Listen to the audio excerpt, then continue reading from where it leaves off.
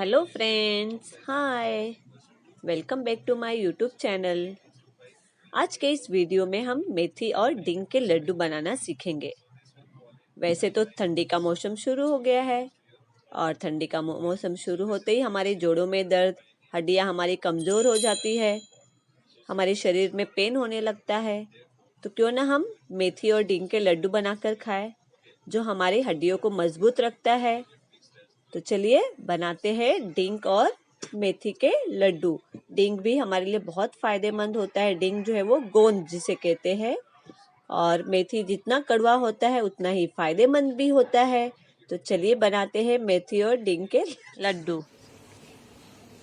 आज हम बनाएंगे मेथी और डिंग के लड्डू। तो उसके लिए देखिए मैंने कौन कौन सी सामग्री ली है।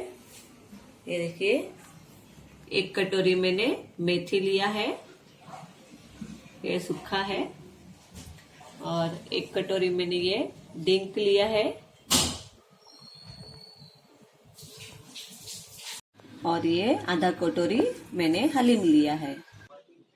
एक कटोरी अलसी लिया है, थोड़ा सा तिल और थोड़ा सा ये खसखस लिया है। ये घी लिया है मैंने, गुड़ लिया है, और ड्राई फ्रूट्स आप जो भी है आप यूज कर सकते हैं, काजू बादाम किशमिश ऐसे अखरोट। मैंने ये ड्राई फ्रूट्स लिया है। और ये मैंने खारिक लिया है, जिसे छुहाड़ा कहते हैं। छुहाड़ा को मैंने बारीक पीस लिया है, जो बहुत कड़क होता है तो मैंने इसे पीस के रखा है। और ये सूखा खोबरा है, इसे भी मैंने बारीक इसको पीस के रखा है। तो ये सारी चीजों को हम एक एक करके इसको कढ़ाई में रोस्ट करेंगे। कढ़ाई में ऐसे सूखा भून लेंगे। और थोड़ी सी अजवाइन लेंगे, ये पाव कटोरी अजवाइन है। तो सबसे पहले मैं मेथी को फ्राई करके लूंगी। तो कढ़ाई में, गरम कढ़ाई हो गया है, अब मेथी को मैं डाल देती हूँ।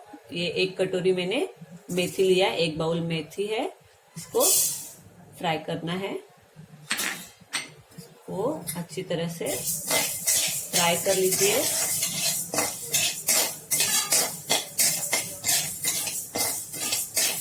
दो मिनट तक इसे आपको फ्राई करना है। मीडियम फ्लेम पे आपको 2 मिनट तक इसे फ्राई कर लीजिए। इसमें कुछ आपको ऐड नहीं करना है, सूखा ही ड्राई आपको फ्राई करना है। तो ये हो गया, देखिए फ्राई। अब मैं मेथी को एक प्लेट में निकाल लूंगी। इसके बाद मैं दूसरी चीज कढ़ाई में फ्राई करने के लिए डालूंगी।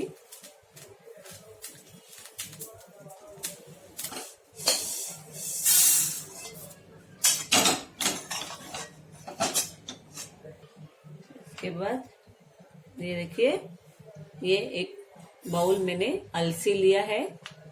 अलसी को भी इसमें आपको फ्राई करना है। इसको भी अच्छी तरह से आप 2 मिनट के लिए फ्राई कर लीजिए। और ये सारी चीजें आपको एक एक करके ठंडे होने पे आपको मिक्सी में बारीक पीस लेना है।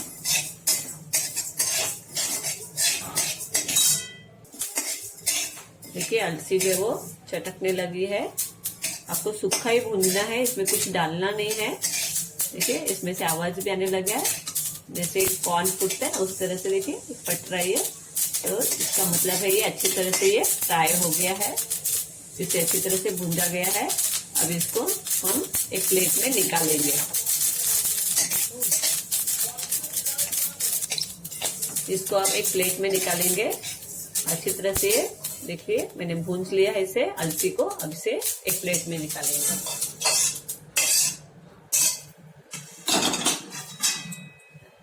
इसके बाद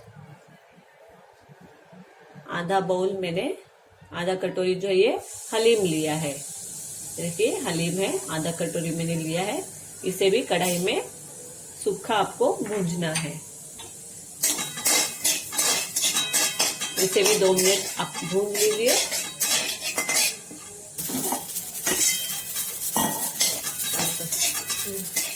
ये देखिए हलीम भी अच्छी तरह से ये जो है फूटने लगा है, तो इसका मतलब ये भी अच्छी तरह से भून लिया गया है।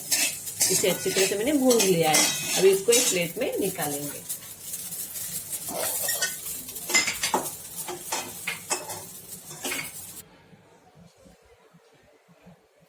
अब मैं कढ़ाई में तेल और ये खसखस दोनों भी है इसमें, ये देखिए तिल है और ये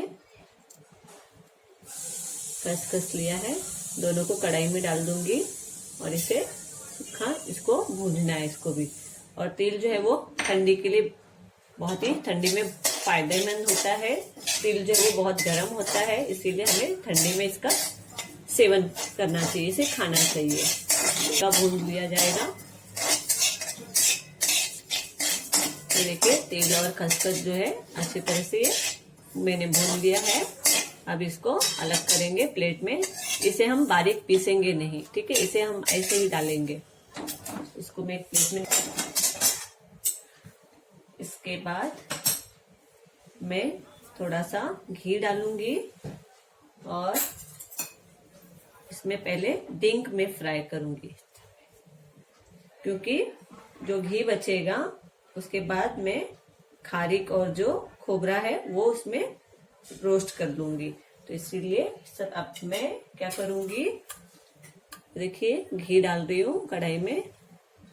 1 बड़ा टेबल स्पून मैंने घी डाला है और इसमें हम थोड़ा थोड़ा करके ये जो डिंक है, जो 1 कटोरी मैंने डिंक लिया है, देखिए ये डिंक जो है बहुत कड़क होता है, पत्थर के जैसा होता है और बहुत चमकता भी है, इसे हम डिंक कहते हैं। और ये हमारे हड्डियों के लिए बहुत ही फायदेमंद होता है। ये देखिए डिंक जो है वो हमारे कब्ज को दूर करता है, कमजोरी को भी दूर करता है और हमारी हड्डियों को बहुत मजबूत करता है ये। और ये बहुत तलने के बाद इसमें बहुत ऐसे कॉर्न जैसे पॉपकॉर्न जो होता है उस तरह से फूटता है। तो इसे हम पहले फ्राई कर लेंगे थोड़ा थोड़ा करके। ये गोंद का भी काम करता है और ये हमारे हड्डियों को मजबूत रखता है। देखिए अब मैं थोड़ा थोड़ा डालूंगी इसमें, ज्यादा नहीं डालना है आपको, थोड़ा थोड़ा डालकर इसको अच्छे से फ्राई करना है, इसको तल लेना है घी में। देखिए इसको अच्छी तरह से तल लीजिए। देखिए फूटने लगा और ये बड़ा बड़ा हो गया है। डिंक को गोंद भी कहा जाता है। अब देखिए इसको मैं अब बाहर निकालूंगी घी से।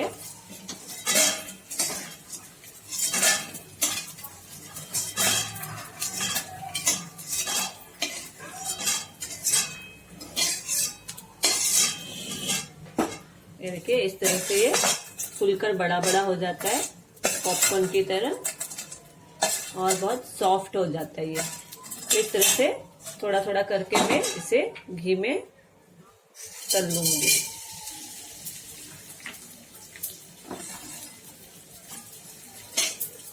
ये गोंद की तरह होता है, जैसे गोंद कैसे स्टिकी होता है, चिपचिपा होता है उसमें, उस तरह से ये भी गोंद ही है जो हमारे हड्डियों को जोड़े रखने में फायदेमंद है बहुत।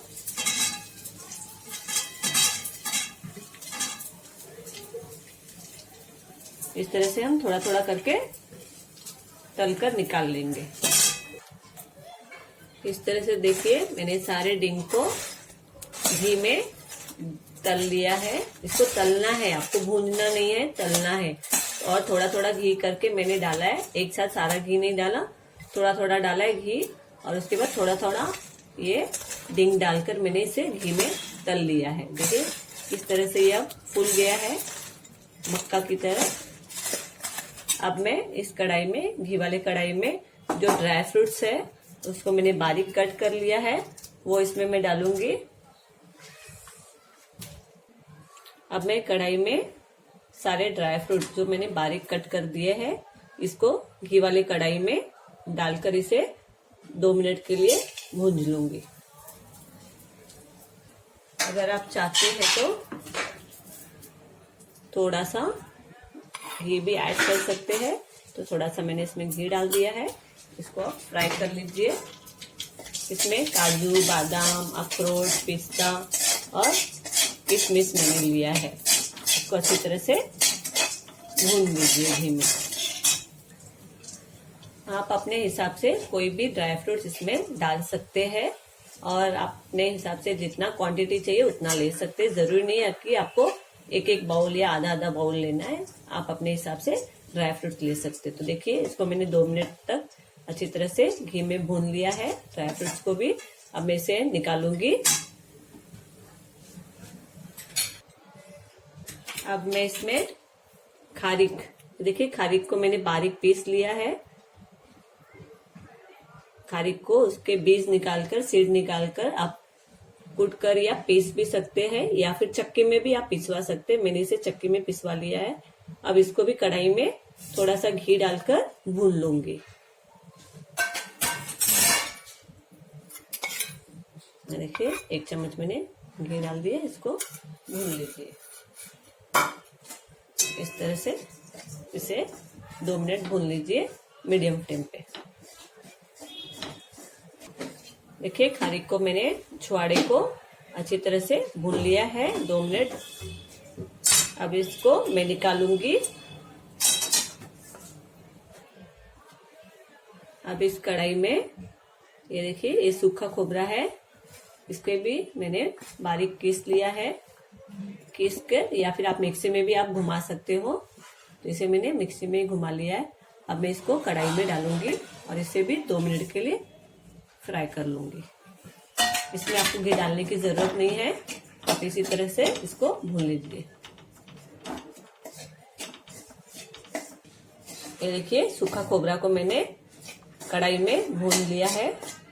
और आपको सूखा खोबरा ही लेना है, कच्चा खोबरा या गीला खोबरा आपको नहीं लेना है।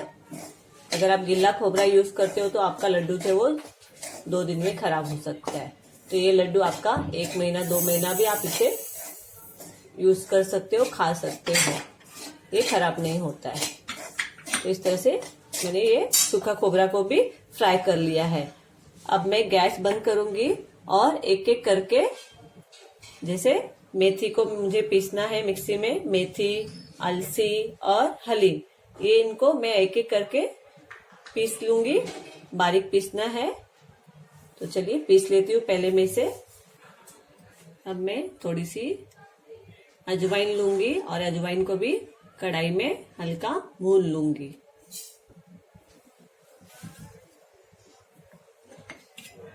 हमारा अजवाइन जो था वो रह गया था भूनना, इसे भी मैं 2 मिनट के लिए भून लेती हूँ।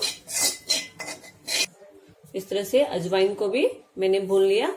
अब हम कढ़ाई में घी डालेंगे,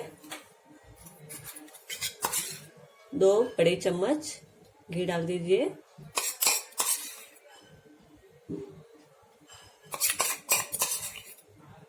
इस तरह से 2 बड़े चम्मच मैंने घी डाल दिया है। और जैसे ही घी गर्म हो जाए, इसमें आपको गुड़ लेना है और ये गुड़ डालना है आपके क्वांटिटी के ऊपर है। जैसे कि मैं यहाँ पे 1.25 किलो मैंने गुड़ लिया है, तो ये गुड़ को मैं इस घी में डाल दूंगी।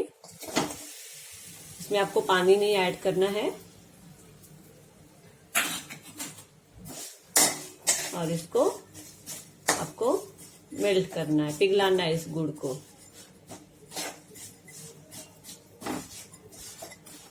और यहाँ पर मैंने सारी चीजों को पीस लिया है। देखिए मेथी को भी मैंने बारीक पीस लिया, हलीम, अलसी, ये जो भी था मैंने उसको फ्राई करके भूनकर मिक्सी में पीस लिया है। अजवाइन वगैरह सब पीस के मैंने इसमें डाल दिया है। तो ये सारा पाउडर हो गया है। और इसे जैसे ही हमारा गुड़ पिघल जाए तो उसमें मैं ये सारी चीजें ऐड करूंगी। और ये हमारा ड्राई फ्रूट्स है, इसमें खोबरा, छुहाड़ा, काजू, किशमिश। आप ड्राई फ्रूट्स आप नहीं भी है तो आप सिर्फ खारीक और सूखा खोबरा से भी आप ये लड्डू बना सकते हैं। तो इस तरह से सारे ड्राई फ्रूट्स को मैंने एक प्लेट में रखा है। और ये जो डिंक है इसको हाथ से ऐसे क्रश कर लेंगे। देखिए इस तरह से पाउडर चुर्रा हो जाता है। तो आपको इसको मिक्सी में ग्राइंड नहीं करना है, हाथ से चुर्रा कर लीजिए। इस तरह से देखिए चुर्रा हो जाता है। इसको हाथ से ऐसे क्रश कर लीजिए, आसानी से ये क्रश हो जाता है। देखिए इस तरह से ये क्रश हो जाएगा। तो इसको आपको मिक्सी में नहीं पीसना है, सिर्फ क्रश कर लीजिए हाथों से। इस तरह से देखिए हमारा घी भी यहाँ पे घी में जो मैंने गुड़ डाला था वो भी पिघलने लगा है। देखिए मेल्ट हो गया है। देखिए गुड़ जो है वो मेल्ट हो गया है, पिघल गया है। अब इसमें मैं 1 टेबलस्पून जो है वो सूंठ पाउडर डालूंगी। इससे अच्छा फ्लेवर भी आएगा सूंठ का, और हमारे कफ वगैरह के लिए भी सूंठ जो है वो फायदेमंद होता है। थोड़ा सा सूंठ पाउडर मैं डाल देती हूँ इसमें।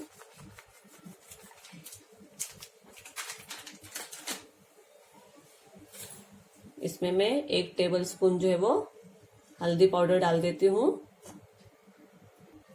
इस तरह से मैंने गुड़ में देखिए सूंठ पाउडर ये और ये हल्दी डाल दिया है, और इसको गुड़ के साथ अच्छी तरह से पका लेंगे। और इसमें अब मैं इलायची के 8-10 इलायची के दाने को कूट कर इसमें डालूंगी। ये देखिए इलायची के दाने हैं, 8-10 इलायची दाना मैंने इसको कूट लिया है। 8-10 इलायची लेकर दाना निकालकर इसको कूट लिया है। अब इसे भी मैं गुड़ में डाल दूंगी, इससे इलायची का भी अच्छा फ्लेवर आ जाएगा। और हल्दी भी हमारी इसमें पक गई है गुड़ में। अब मैं गैस बंद करूंगी और सारी सामग्री को इस गुड़ में मैं डाल दूंगी। जैसे कि हमारा जो भी हमने लिया है, जैसे यहाँ पे आप देख सकते हैं ये सारी चीजें जिसको मैंने बारीक पीस लिया है, और ये ड्राई फ्रूट्स और ये गोंद डिंक, ये सारी चीजें मैं अब इसमें बारी बारी करके डाल दूंगी।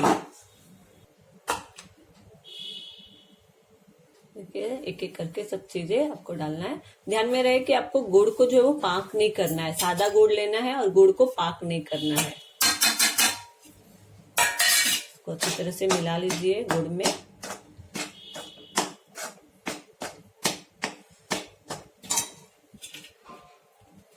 और ये खारीक और सूखा कोबरा लिया है, इसको भी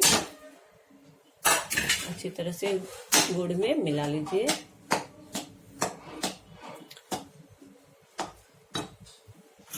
और ये ड्राई फ्रूट्स है, इसे भी इसमें डाल दीजिए। इसमें भी अच्छी तरह से मिला लीजिए इसको।